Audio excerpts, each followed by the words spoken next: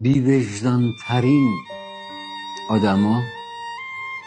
اون زن و مردایی هستن که آتشی به جونت میندازن، داغونت میکنن، کبابت میکنن، دغمرگت میکنن،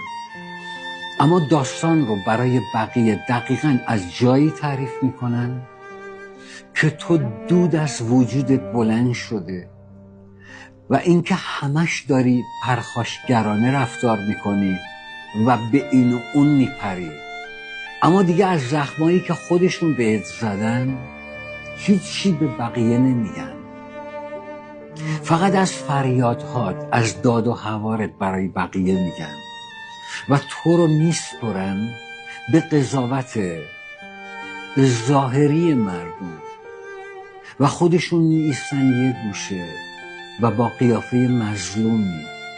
نگات میکنن. اینا خیلی پستن.